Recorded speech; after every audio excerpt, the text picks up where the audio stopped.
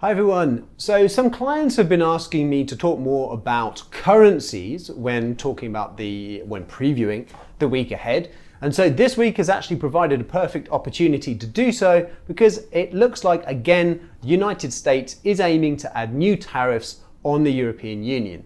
So then the first question, of course, becomes how might this affect the euro-dollar currency pair? For me, the second question is, why on earth would you want the people of your country to pay more for olives, gin, and cheese, and beer even? I mean, especially cheese. I thought Trump wanted to make America great again. Anyway, stay tuned for my preview of the week ahead. Let me give you my top 5 factors to watch this week. So first on the list is testimony from Fed Chair Jerome Powell and Treasury Secretary Steve Mnuchin. Now they're both talking about the US government response to the coronavirus. They're talking to the Congress about this. Now Powell has already recently spoken. Mnuchin is often making comments. So this in theory shouldn't disturb markets too much, but obviously it's an official setting. Still investors will be paying attention to what's being said. The general idea is that we want to hear that interest rates are going to stay low for a long time and that that actually the Fed can do more if it seems like it needs to do so.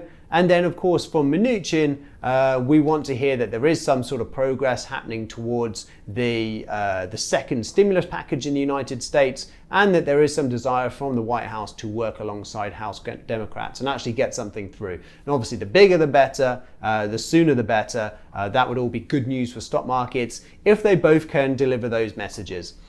If there is some sort of wavering, some sort of upset there, something unexpected, that could potentially be a risk to riskier assets like stock markets and precious metals and riskier currencies like the Aussie, all the things that are baking in a recovering economy. Number 2 on the list is NFP, of course, non-farm payrolls. So the expectation is that 3 million new American jobs will be created in June or have been created in June.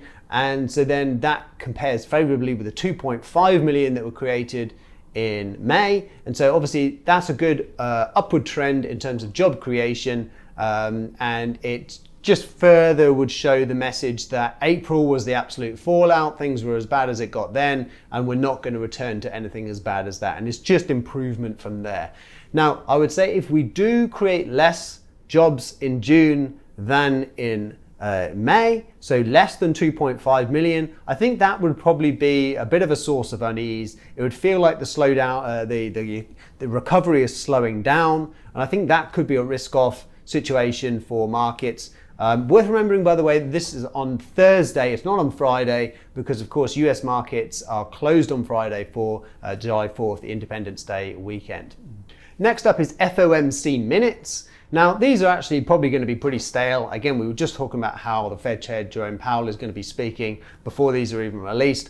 But the last meeting did cause some upset. The Fed were almost too dovish, if you like, and they spooked markets. And actually, we haven't really recovered since because investors took it away from the Fed that they were so dovish that interest rates are going to be kept low for so long that actually, wow, this economy is not going to recover as quickly as we kind of thought, and investors turned a little bit fearful after that. So it would be interesting to hear what the Fed had to say during that meeting and whether any other policy options were touted or whether there were any doubts about this decision to add that forward guidance.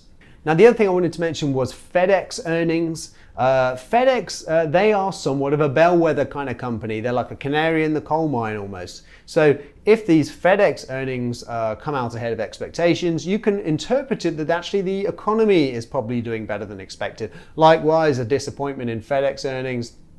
And it doesn't necessarily need to be a fallout for the markets, but it would be a bit of negative news. And especially with concerns rising about the effect of new coronavirus cases in states like Arizona and Texas and Florida. If we had some sour earnings from FedEx, it could be one of those kind of trigger points for some sort of risk-off tone in markets, demand for haven assets like the dollar and the yen, perhaps a little less demand for stocks. That's something to look out for with these FedEx earnings. And by the way, the numbers expected are $1.86 per share on revenues of 16.7 billion. Now, last but not least is this EU-US trade spat. Now, I wanted to first just go through a little reminder, I guess, on how, in theory, tariffs should affect exchange rates. So number one is that tariffs are inflationary for the country who imposes the tariffs. Obviously, consumers are not even just paying the price now, but they're paying the price plus the tariff. It just means they're paying a higher price. And so price is moving up.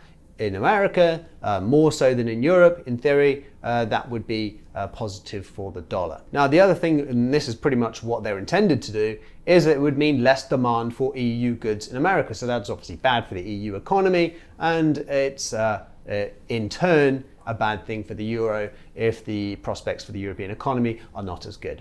Now, the other factor is that tariffs are by their nature a protectionist policy. The general take in markets is that we want as free and open trade as possible. So protectionism is seen as a bad thing for global growth. And so in a global growth slowing down environment, Europe you would expect to do worse than the United States. The United States is a little bit more self-sufficient in terms of its GDP. Europe relies a lot more on exports. And then just the other obvious factor here is that a trade war between the EU and the US would probably be a bad and fearful thing to occur for financial markets, and the dollar is a haven asset. So in that fact, the dollar would do well and the euro wouldn't. So pretty much any way you shake this, this would be tariffs, in theory, in the United States on European goods are a bad thing for the euro. Now, obviously, that depends on the response in Europe. If they go tit for tat, then actually it's just a net negative for everyone, and probably more of a negative thing for markets than if we're just looking at a one-way-sided thing from the US onto Europe. I think it's important, though, on this occasion to remember the wider context. So we're talking about $3.1 billion worth of tariffs on EU goods. But you have to remember that since Trump came into office, he's already added $7 billion. So actually, this is an incremental extra step of tariffs from the US on the EU. It hasn't caused some huge problems so far with the 7, so maybe 10 doesn't either. What I think would be problematic, and this has been threatened plenty of times by Donald Trump, and that's tariffs on European autos. So if we get auto tariffs, I think that's a big risk-off moment, because obviously cars are valued a lot more than your average good. It will add up to a lot of money. They say just on an average European car, it would cost about $10,000 more to buy it. And obviously a lot bigger incentive to buy American than European if you have to pay that extra cost. So I think the takeaway is that actually the euro is pulling back at the moment. This has been a bit of a headwind, but there are other factors out there. The EU Recovery Fund, for example, massively loose policies from the Federal Reserve that are devaluing the dollar. I think these factors are bigger than this trade story, and so that ultimately leads to a higher euro. But of course, if we get those auto tariffs, that will be a drag. That could change the picture. So look out for all these factors above. But for the time being, I think this is a weight on the euro, but other factors probably outweigh. Right, that's it for this week. Thank you very much for watching. If you do enjoy these videos, make sure to follow LCG on Instagram and YouTube. And good luck trading next week. Jasper signing out.